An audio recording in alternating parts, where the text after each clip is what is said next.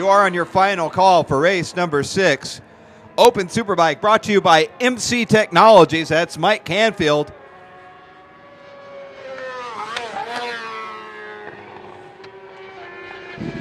Mike Canfield's been building race bikes for a number of years and been taking a lot of pros to number 1 plates in the AMA. Benefit from his experience in Sacramento. That's MC Technologies.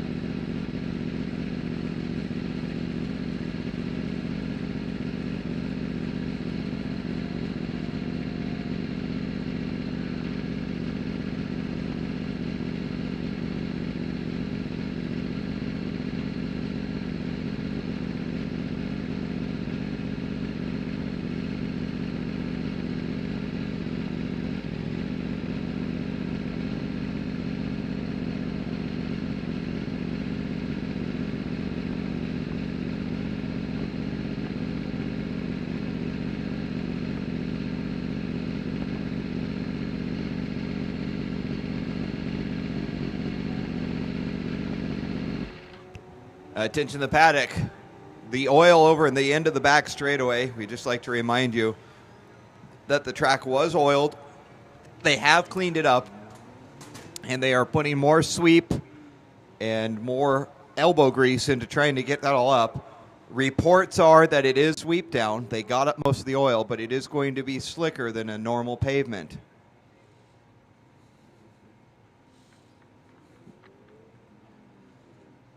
Having said that, the leaders of the 600 race has dropped into the 150s, so there's still speed to be found out there. Just don't try to go too fast in turn number 14. As bikes take the course for the open race.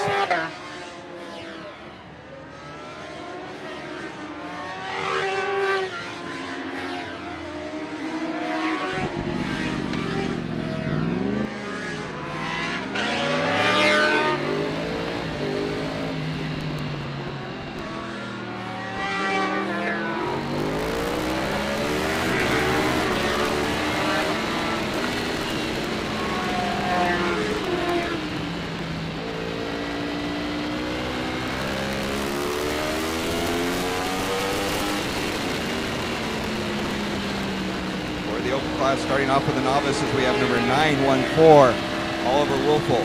Garrett Pacheco on 9759, Jeremy Chess 427. Alejandro Aguilar 907, Rommel Rogers 737, John Knowles 520, Jimmy Wheatman 920, Paul Hess 826, Marco Frito 854, Sam DiAugustine 859, David Arf 687, Michael Dronit 831, Jose Arozalo 294, Alex Flores 631, Tom Kuchno 898, and Tyler Walters 478. For the experts, Neil Russell 242,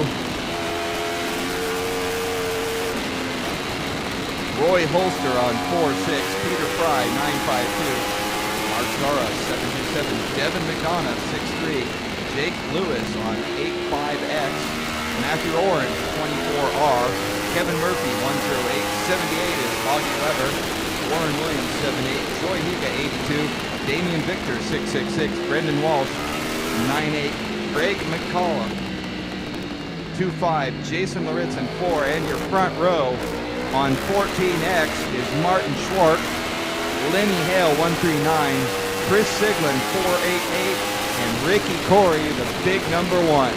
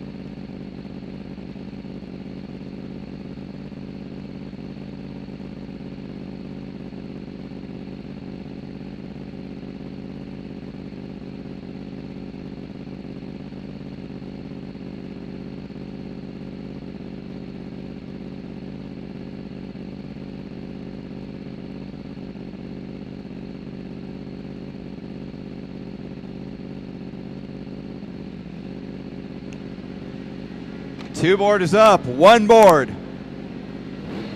On its side, revs come up. Green flag and we're racing. A lot of wheelie activity back there. That's Jason Maritzen. Ricky Corey first in the corner. Look at Lenny Hale sweeping around the outside. Or was that Martin Schwartz?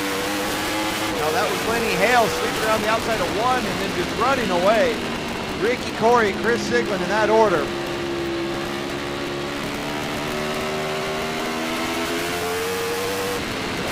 And the second wave was off. That's the novices. The whole shot's going to be 61 Alex Flores. But a whole lot of moving and shaking going on in the front of this one. Lenny Hale just checking the heck out.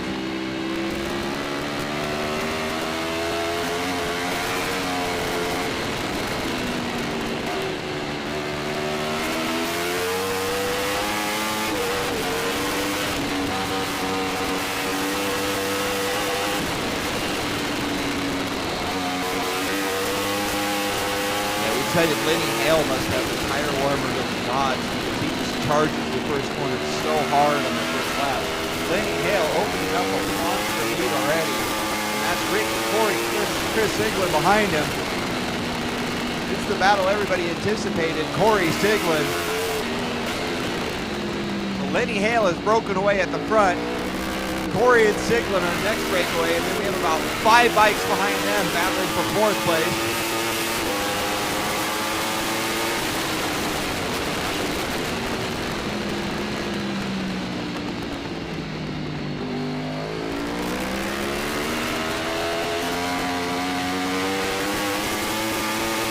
Front straightaway, Lenny Hale, Ricky Corey, Chris Siglin. 63, that's Devin McDonough in 4th place. Looked like a different bike. I guess Devin may have gotten himself a big bike. Then we have Jake Lewis, Greg McCullough, and Martin Schwartz. Unofficially, we have Lenny Hale at a 49.5 from the standing start. It looks like Ricky Corey and Chris Siglin are starting to reel in Lenny Hale.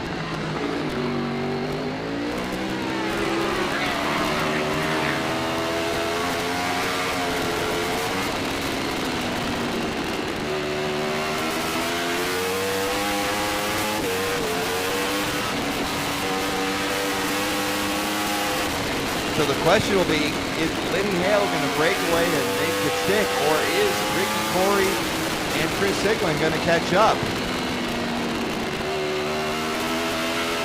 Over the top of the hill, Lenny Hale is not getting a bigger lead, that's for sure, but he still has about 10 bike lengths ahead of Ricky Corey and Chris Siglin.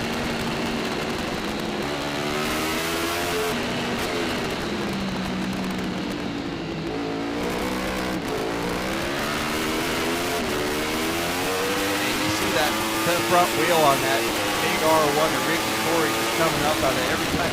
I can tell when he shifts. Coming out of turn number 11, that wheel's coming up and then just slams right back down quick. On the front straightaway, they're catching up to Lenny Hale. Lenny Hale, Ricky Corey, Chris Siglin. Cross flags are out. That's your first call. Race number 7, Formula 1, first call. And that's Jake Lewis now up into 3rd place. Excuse me, that's 4th place. They're so close up front. Ricky Corey has caught up to Lenny Hale. I don't know if Lenny Hale is getting pit signals, but they're going to be +0 now. As Ricky Corey is, and look at Chris Siglin in turn 3. Chris Siglin was a monster in 3. He had fallen back a few bike lengths and made it all up in turn number 3. We have a 3-bike race for first place now. Lenny Hale, Ricky Corey, Chris Siglin. Jake Lewis on the move. He's broken out of that pack and he's going to try to catch up to the leaders.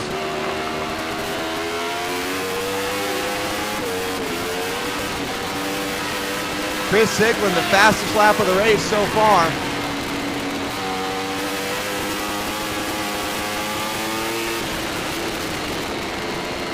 It looked to me like Ricky Corey. Oh, we got a yellow flag flying in turn number 9. waving, so there must be something over in turn 10.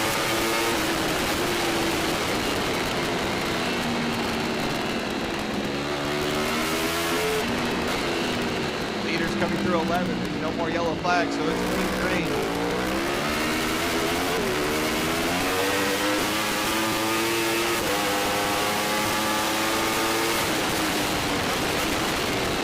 Leaders into turn number 14.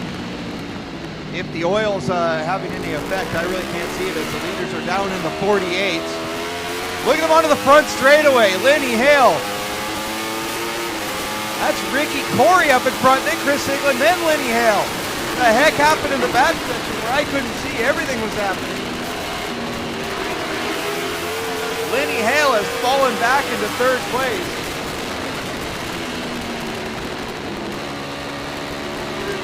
I'm not sure if Lenny had a moment, but that's a logical explanation as they come into turn number 3. Ricky Corey, Chris Siglin, Lenny Hale in that order. And behind him, Jake Lewis is not breaking away. He's bringing someone with him. He's going around the outside of him. That Devin McDonough going around the outside of Jake Lewis in turn number 3. Turns out McDonough can ride a big bike. I think we see we call this foreshadowing of Formula Pacific next year. Devin McDonough on a big bike.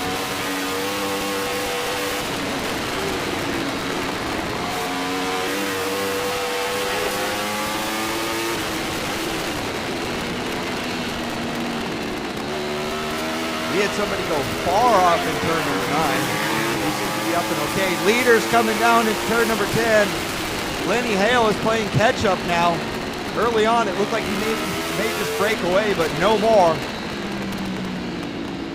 Ricky Corey, Chris Siglin, Lenny Hale charging out of 11-12 onto that back straightaway.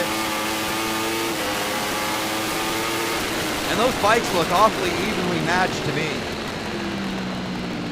I'm not seeing any big power differential between these bikes, but we'll get a real education on this front straightaway. Chris Siglin using it, Lenny Hale using every inch of track. Siglin comes out of the draft. He's passing Ricky Corey for the lead. And Corey takes him back at turn number 1. I don't know if he was testing him as the white flag comes out. Second call, race number 7. Race number 7, this is your second call. Race 7, second call.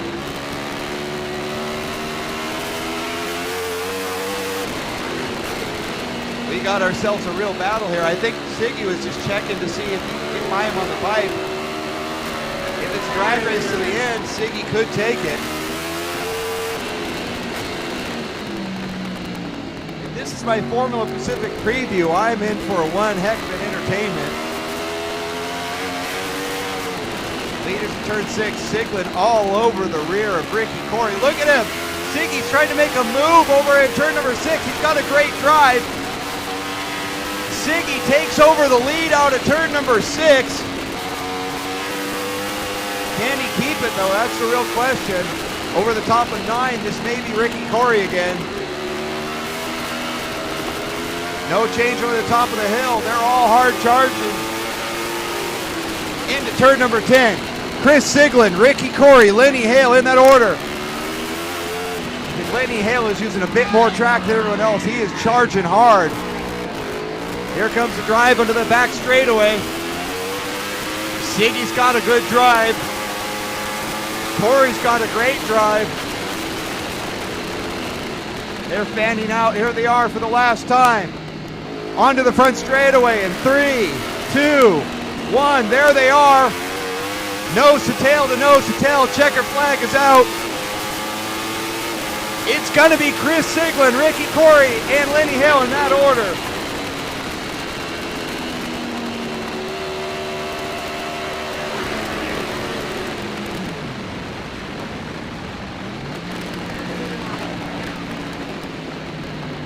So unofficially, I think that means the championship is a tie between Siglin and Corey.